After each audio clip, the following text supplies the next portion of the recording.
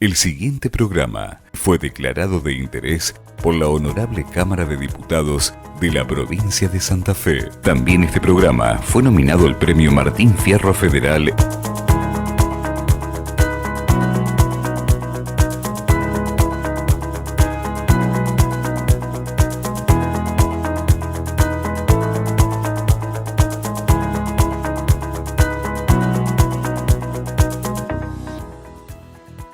Se llega a la maternidad o a la no maternidad por distintos caminos, pero siempre es una elección. Tener o no tener hijos, entre los sentimientos propios y los mandatos sociales. Mujeres, hombres, parejas que hacen hasta lo imposible para tener un hijo y aquellos que prefieren no tenerlo.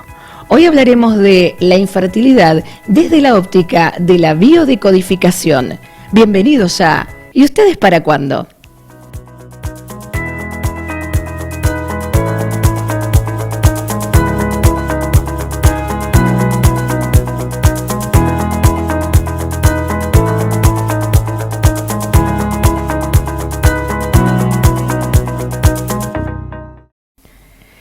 Hola a todos, ¿cómo les va? Bienvenidos a un nuevo encuentro. Cada capítulo desasnando muchas cuestiones que tienen que ver con la premisa de este programa, el cambio social, el cambio cultural hacia lo que significa tener o no tener hijos, siempre mostrando cada opción como válida. Por eso hoy vamos a estar hablando de biodecodificación, como esto también se relaciona con el ámbito de la infertilidad en aquellos que están en la búsqueda por tener un hijo, así que es un placer contar con ella, que es una profesional con una amplísima trayectoria, es, médica especialista en neurología, es psicóloga, es docente, tiene una formación también en bio-neuroemoción, así que le damos la bienvenida a la profesora y doctora Miriam Stolfi. ¿Cómo estás, Miriam? Muy bien, gracias por invitarme. Bueno, al contrario, para nosotros más que un gusto, y la verdad que es un programa que va a terminar con muchas cuestiones que circulan allí en la web. Parece que últimamente está como muy de moda, ¿no? La palabra biodecodificación, cómo se relaciona esto también con las enfermedades, así que me gustaría que,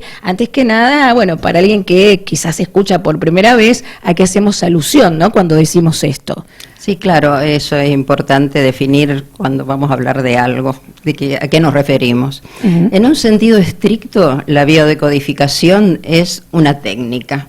De hecho, la pueden llevar a cabo personas que, no están dentro del ámbito de la salud, no son profesionales de la salud, porque se trabaja con el diagnóstico. Se trata de acompañar a una persona que viene con un síntoma o una enfermedad a encontrar qué emoción oculta está detrás. Es decir, qué emoción oculta unida a un conflicto no resuelto.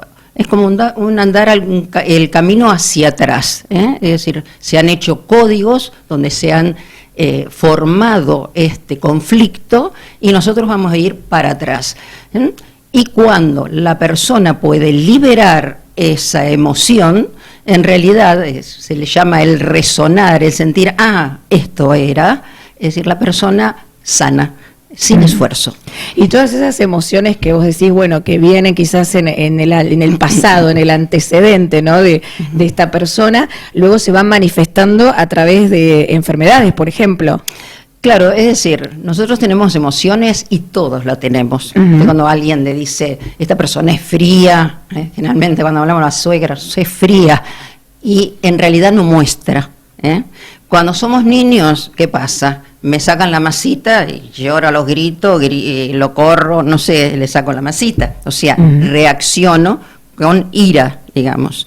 Si me chocan el auto, en este momento me bajo, le digo, me parece que cometió un error, en fin, veamos, a ver, tiene seguro, en fin, no expreso mi emoción, que en el fondo estoy sintiendo, este grandote, no distraído, me arruinó todo el auto, lo que voy a decir, tengo bronca, pero no la expreso. Sí. Esa emoción queda oculta. Obviamente, esto no es nada. No me va a generar un síntoma probablemente, porque después lo cuento, lo expreso. Pero ¿qué pasa? Yo no nací en ese momento que me chocaron el auto, ¿no? A mí me pasaron otras cosas donde me lo tuve que callar. Uh-huh. Veo a mi padre que le pega a mi madre cuando soy chica. hay una ira terrible, pero me da miedo.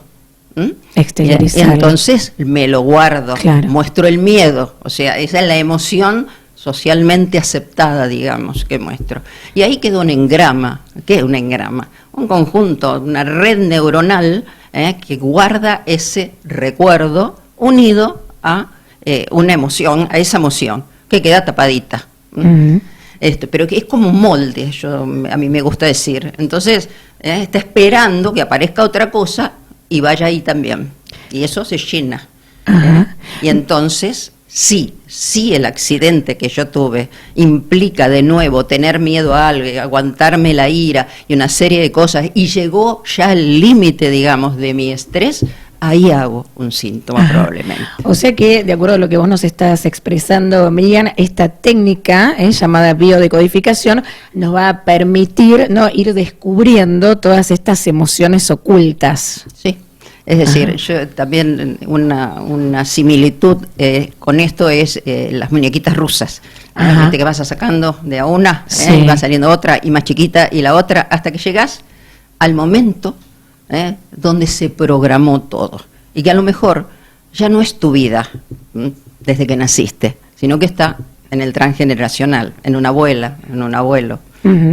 Y hoy, bueno, vamos a aplicar esto específicamente, hablándolo a lo que refiere a aquellas parejas, a aquellas personas que están en la búsqueda por tener un hijo y el hijo no llega, ¿no? Y bueno, aquí también pueden llevar adelante todo este proceso, ¿no?, como para indagar y ver qué está sucediendo, no solo desde lo que uno puede llegar a tener como un diagnóstico médico. Digo, por ahí puede suceder que los estudios dan dentro de los estándares, entre comillas, no quiero usar la palabra, pero normales, no hay una cuestión orgánica, pero el hijo no viene. Sí, se pueden dar exactamente las dos cosas. Generalmente es un motivo de consulta frecuente.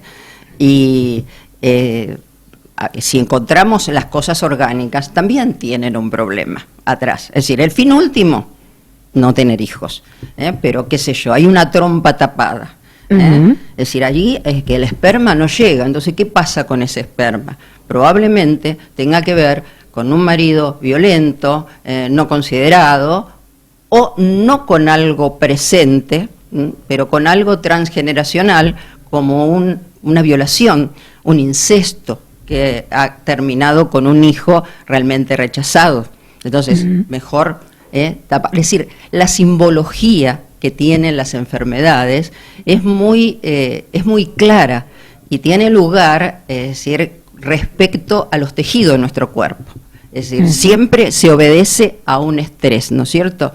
Yo estoy estresada en este momento y puedo tener un dolor de cabeza. Claro. Vos estás estresada, no sé, y te puede dar un dolor de estómago. Entonces, ¿dónde está la diferencia? En el tipo de conflicto. Si a mí me duele la cabeza, es que porque estoy haciendo un esfuerzo muy grande para que esto salga bien, para que se entienda, es decir, y al mismo tiempo pensando que quizás juzgándome mucho, porque los dolores de cabeza tienen que ver con eso, ¿no? Y exigiéndome mucho. Y vos no te tragás algo que sucedió, esto no lo podés digerir. Entonces, ¿qué hace el estómago? Te manda más ácido clorhídrico. O sea, la diferencia de la biodecodificación, que es más rápida, si se quiere, que la psicología, la cual no estoy en contra en absoluto, soy psicóloga en principio, pero es más lenta. ¿Por qué? Porque en la psicología generalmente esperamos un poco que se manifiesten las cosas a través de la persona, y acá nosotros vamos a buscar, porque ya sabemos cuando hay un síntoma, dónde tenemos que ir a buscar los conflictos. Claro, o sea, es como prestar atención a estas alarmas que va brindando el cuerpo, ¿no? A través de, bueno, en muchos casos enfermedades, o en este caso, bueno, lo que puede llegar a ser también el camino de la infertilidad, ¿no? Cuando ahí hay una pareja que está deseando tener un hijo, y bueno, y este hijo no aparece. Y podemos encontrar, hablando puntualmente de este tema que hoy nos convoca, ¿no? ¿Cuáles serían los conflictos, ¿no?, que generalmente suelen aparecer en estos casos, ¿no?, donde, bueno, el deseo no se va cumpliendo? Claro, generalmente cuando no hay nada orgánico y solamente, es decir, tenemos que el bebé no llega a pesar de que yo quiero conscientemente, desesperadamente tener un hijo, bueno, ahí hay que ir al árbol genealógico. Es decir, en el transgeneracional vamos a encontrar la respuesta. Porque nosotros, en realidad, es decir, creemos que somos esto, digamos, es decir, ese consciente, ese razonamiento, eso que nos explica lo inexplicable, nos dice esto es por esto, esto es por el otro. Pero si todo eso fuera real, no me enfermo. Cuando hay una enfermedad, es algo que no estoy viendo, es algo que en realidad, es decir, no siento y hago, digamos, una incoherencia en mi vida. Entonces se va a manifestar. Alguien dijo alguna vez, no recuerdo quién, pero realmente me parece bárbaro, que el cuerpo es como una metáfora de la mente. Porque nosotros en realidad somos seres humanos, o sea, seres dentro de un cuerpo humano. No somos este cuerpo. Entonces, es decir, si a alguien le preguntamos quizás, ¿qué es la vida? ¿Qué es vivir? Es difícil decirlo, correr, hablar, respirar, pero es algo más. Esa vida es energía, eso desde la ciencia, desde la biología, desde la física cuántica, y también de la espiritualidad por ahí, y lo podemos equiparar a lo que se llama espíritu, alma, impulso vital, como vos quieras, pero somos energía y eso está demostrado. De hecho es decir, vos has conocido a alguna persona alguna vez y, es decir, te sonríe, te habla bien, todo, pero vos no te cae y no te hizo nada. Claro. ¿Qué son? Las vibraciones. Los chicos, chiquitos, son los que manifiestan eso. Viene una señora, ¿viste? Con una masita, vení, nene, vete, con toda una sonrisa y vos le decís, dale un besito a la señora. Pero el niño no, y se esconde y llora. Sí. Está sintiendo las vibraciones. La señora está diciendo algo, pero su sombra, es decir, lo que está atrás, en el inconsciente, dice otra cosa.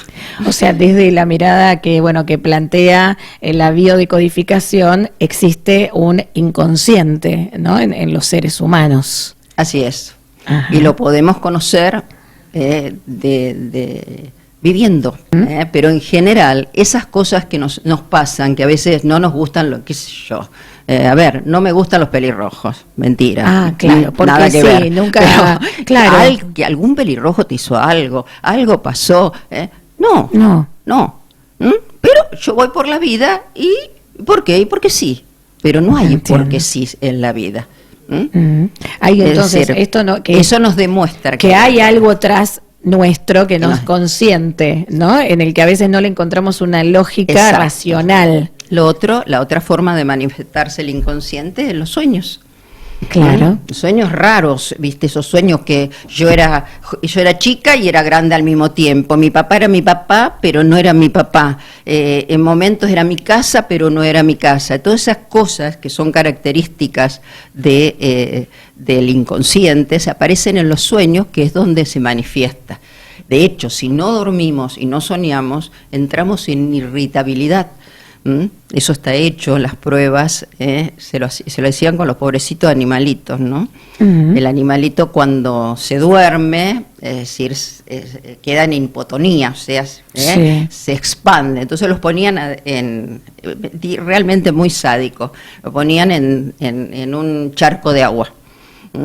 Y entonces, por supuesto lo estaban registrando, cuando veían que entraba en el sueño profundo, se relajaba, que es donde soñamos, cuando más profundo estamos, aunque la mente está activa, se estiraba y se despertaba. Bueno, lo tuvieron que suspender porque se arañaban las paredes, se golpearon. Lo hicieron después con estudiantes universitarios. Y los estudiantes universitarios tuvieron que parar también porque les faltaba esa parte que es cuando reunimos nuestras experiencias del día, las reacomodamos con lo que tenemos dentro. Wow, la verdad que te escucho y digo, apasionante todo lo que estás transmitiendo. ¿En qué sentido? Digo, porque si uno empieza a tomar como más noción de cómo va expresando nuestro cuerpo, no vamos a poder tener las cosas bajo control, no, pero de alguna manera uno no solo va a poder conocerse más, sino en esto que vamos a volver con lo que es la temática de este programa y puntualmente el capítulo de hoy. ¿Qué pasa entonces con una situación de infertilidad y cuando ahí aparecen enfermedades que están siendo también atravesadas en esta cuestión, como puede ser la trombofilia, la endometriosis? ¿Cuál es la explicación que da la biodecodificación en eso? Claro, en la endometriosis, por ejemplo, es endometrio, o sea, la cubierta interna del útero, fuera de lugar. Sí. Entonces, como te decía antes, la simbología es clara, la función. ¿Cuál es la función del endometrio? Es realmente proteger y hacer que crezca el bebé. Sí. Obviamente, si está fuera del útero, no va a lograr eso. Entonces, el fin último es la infertilidad, pero te está diciendo algo más, porque está fuera de lugar. Entonces, ¿qué encontramos en esos casos? De eso me acuerdo mucho de estos casos que he visto. Sí. Es decir, mujeres que están viviendo con los suegros, a veces hay también cuñados, hermanos, sobrinos. No hay lugar para mi bebé acá. Yo quiero mi bebé en otro nido, en otro lugar. No lo enfrento, pero está en mí eso. Y entonces aparece esto que me impide tener ese bebé. Wow. Atención, Chan, dijimos ahí del otro lado.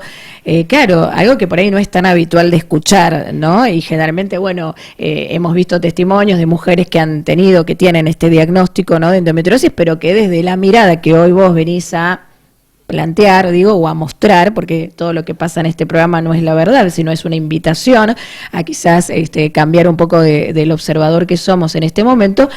Bueno, digo, qué interesante, ¿no?, como para ahondar un poquito más. Y entonces te sigo preguntando, Miriam, hay una mujer que recibe este diagnóstico, vos me estás diciendo que hay toda una explicación inconsciente. ¿Uno puede curarse de esto que le está pasando? Uh-huh.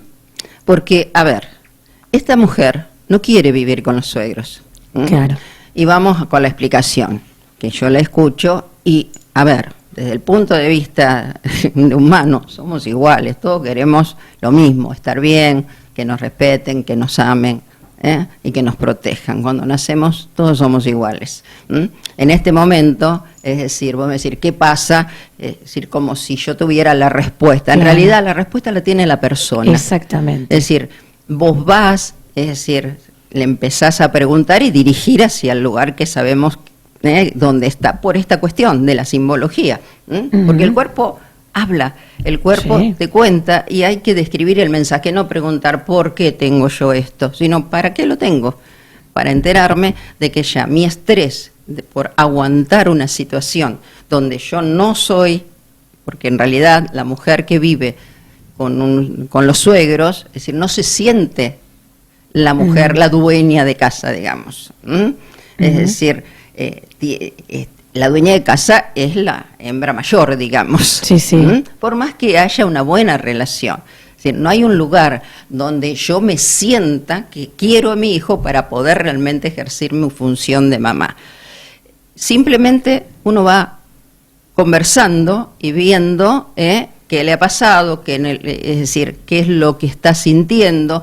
Aparecen las emociones y la emoción es de ira, a lo mejor ira hacia el esposo que está muy pegado a su mamá y por eso y no se siente ella tratada como realmente esposa o defendida o protegida.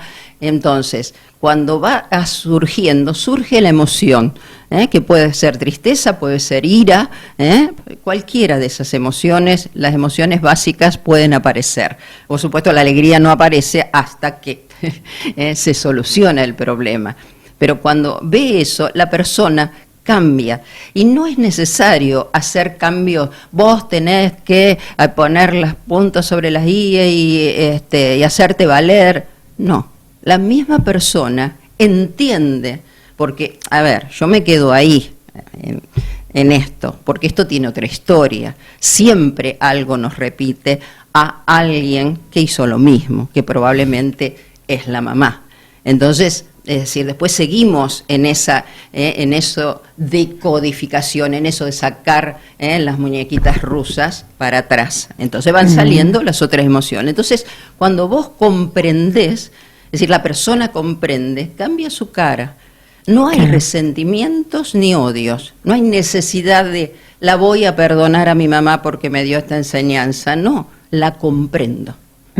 Y cuando cambia la emoción, cambia nuestro cuerpo, porque ahí vamos con todo esto unido, ¿no? Pensamiento, palabra, cuerpo, emoción. Entonces, cuando ataco, en este caso la emoción, que es la que está afectando mi sintomatología en el cuerpo, mi manifestación, ahí cambia mi contexto. En realidad, no ataco, precisamente, porque de eso se trata, la diferencia. Acepto, sería. O dejo que manifieste, lo siento. Que es así, y entonces hago un cambio que no tiene que ver con, ya te digo, me separo de este marido, que puede ser una separación, pero no necesariamente, pero porque muchas veces también se consulta por un problema de pareja y lo primero que dice la persona es yo no me voy a separar, pero perfecto, si no se trata de eso, el cambio es en la actitud. Entiendo, o sea, cuando esto se manifiesta y yo esto lo hago consciente, lo que era inconsciente lo hago consciente, como para expresarlo un poquito mejor. A partir de lo que lo hago consciente, ahí lo puedo modificar. Al cambiar la actitud, con mi marido, con lo demás, es decir, probablemente no vayamos a vivir solos, si se comprenda eso, si es sin esfuerzo. Eso es la marca más importante de esta disciplina. No, qué impresionante, digo, qué interesante esta mirada, ¿no? que le vamos dando a cuestiones que, bueno, que habitualmente ahí le suceden a los seres humanos, no suceden, ¿no? Y que uno no tiene ahí tan a mano esto de poder modificarlo, porque claro, al estar en el inconsciente y no le presto atención, digo, bueno, pero cuánto que puede cambiar incluso nuestra realidad, nuestro contexto, ¿no? Entonces también pensaba en estas mujeres que te pueden estar escuchando y viendo hoy, Miriam, y que claro, también acá es todo un disparador de muchas cuestiones, porque si bien vos has traído un ejemplo puntual, ¿no? De mujeres que tienen endometriosis, por ejemplo, y qué puede estar pasando, bueno, ahí cada una tendrá, ¿no? Su propia historia como seres únicos y irrepetibles que somos, pero también digo, desde la generalidad uno puede llegar a pensar, entonces estas mujeres que llevan tantos años en la búsqueda, ¿no? Y este deseo no se concreta. Bueno, la pregunta es, ¿qué está pasando con nuestro inconsciente y con este deseo de ser mamá? Claro, porque el deseo es consciente. Claro. Y por eso decía yo, esas cosas que no me gustan, pero no sé qué hay, tengo que mirar, hay algo atrás que me está haciendo ser como soy. Y también en ser infértil. Entonces, generalmente lo que encontramos en esas mujeres y hombres, obviamente, son peligro ante un embarazo, es decir, que una abuela, una bisabuela murió de partos, digamos, o muertes de muchos niños ante las guerras, en las situaciones de catástrofes, de epidemias. Entonces, ¿para qué tener hijos si total se mueren? Ese es el mensaje que podría mandar el inconsciente. Pero cada caso es puntual. Claro. Estas son generalidades, digamos, pero que encontramos algo que está determinando, y en todas las cosas. Es decir, el cuerpo, me gusta a mí decir que no tiene voluntad propia. Bien. Es decir, cuando nosotros pensamos algo, y el pensamiento tampoco es una estructura en realidad. Ahora hay resonancias funcionales, es decir, se estudia muchísimo, está muy evolucionado todo este asunto de la neurología, que antes el sistema nervioso era una caja negra, ahora vemos adentro. ¿Pero qué vemos? Yo pienso y aparece lucecitas, digo yo, porque se encienden, en realidad funcionan determinadas áreas del cerebro. Pero perfecto, ¿dónde está el pensamiento? ¿Cuál es? No está. Es energía. Y esa energía se transforma en mi realidad. Y eso es difícil de aceptarlo. Es más fácil decirle, yo por culpa de mi marido, o por culpa de mi hijo, pero resulta que mi marido desaparece, mi hijo se va lejos, y yo sigo con el problema. Sí, bueno, esto es como muy común en los seres humanos, el no hacernos cargo, ¿no? De lo que nos está pasando. Vos antes decías, bueno, que esto era una técnica y demás, incluso un poco más veloz que la psicología, ¿no? Convencional, llamémosle de alguna forma. ¿Cualquier persona puede acceder a esto? ¿Es como una terapia? ¿Tiene un tiempo? ¿También depende de cada uno? En general, desde este lugar, lo que uno trata de rescatar es el poder que tenemos y que no lo tenemos que perder. Eso lo tuve antes de hacer biodecodificación, lo sentí así. Cada uno de nosotros se enferma y cada uno de nosotros tiene la posibilidad de curar, digamos, y no debemos entregar el poder que tenemos. O sea, el médico me ayuda, tomo la ayuda, pero decido yo, porque es mi cuerpo. La biodecodificación, lo mismo, la psicología, lo mismo. O sea, ¿a qué voy con esto? Que no se crea una dependencia en modo alguno.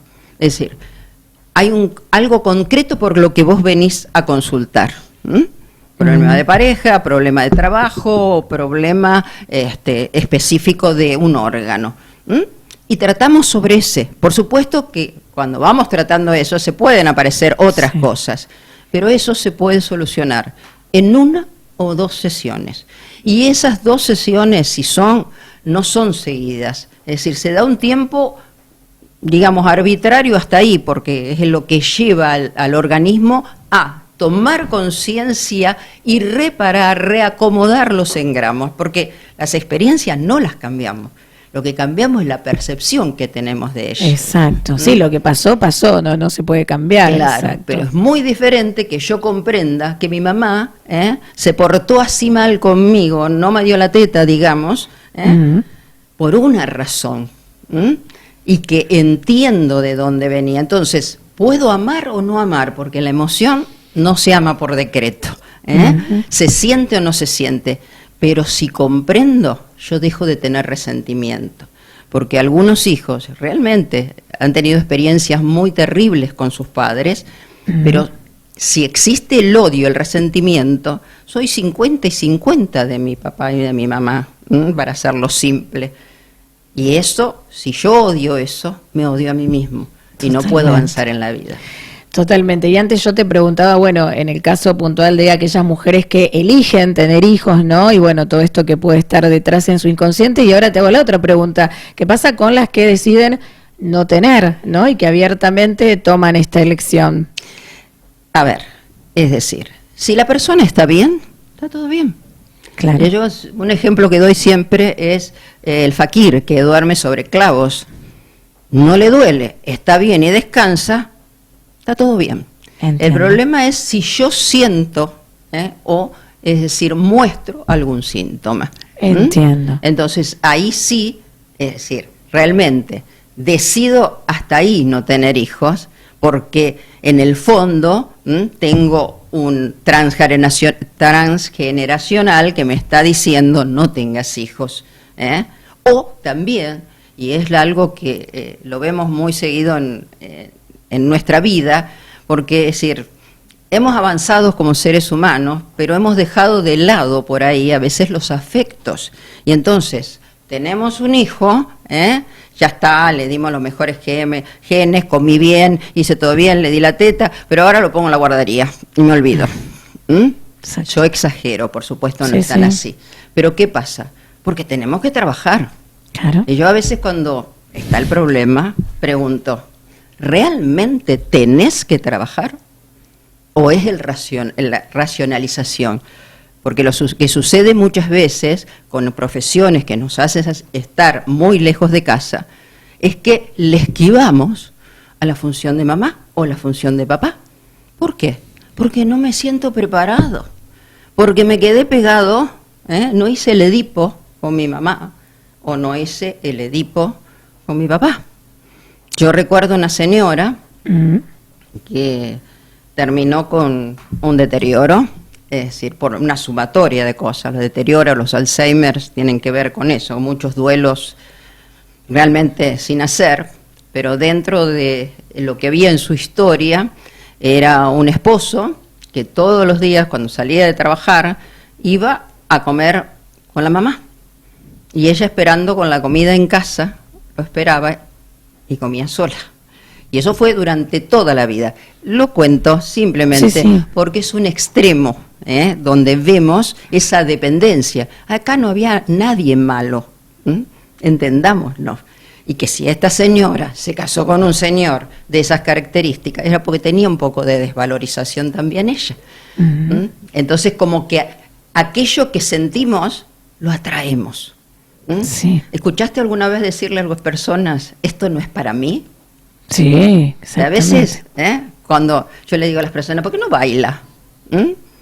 No, esto no es para mí. ¿Y dónde está esa limitación? En el transgeneracional, en una limitación que me pongo yo. Y esas cosas, cuando yo te dije al principio que esto era una disciplina, en sentido estricto, una técnica para acompañar a alguien a encontrar el origen de su conflicto o la emoción oculta, pero también es una forma de considerar la vida desde otro lugar. Es decir, no de sentirnos a veces, porque, viste, esos días que vos decís, todo me sale mal, y encima, ahora me caí y me rompí el pantalón, ponele. Eso es algo mío que alguna vez me pasó. Hasta que te detenés y decís, no, ¿qué pasa? ¿Qué es lo que realmente está pasando? Entonces, es decir, me siento mal, me siento desvalorizada, me siento impotente y atraigo eso. Y atraigo eso. Sí, el universo ahí va digo, devolviendo lo que es nuestra claro. emoción.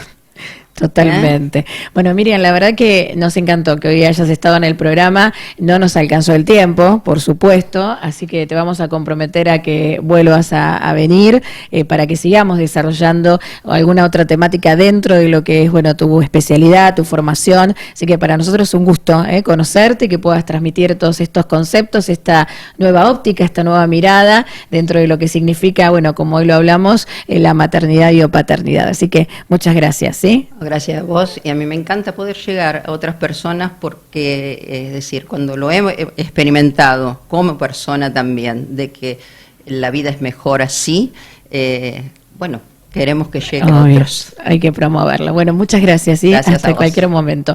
Estuvo con nosotros la doctora Miriam Stolfi, ahí la estuviste escuchando, bueno, muchísimas cuestiones seguramente que te dejaron pensando, así que ya lo vamos a volver a tener. Siempre te invitamos a que puedas dejar tus inquietudes, preguntas, consultas, alguna temática que tengas ganas de que también tratemos en cada capítulo. Gracias por acompañarnos, será hasta la próxima en ¿Y ustedes? ¿Para cuándo?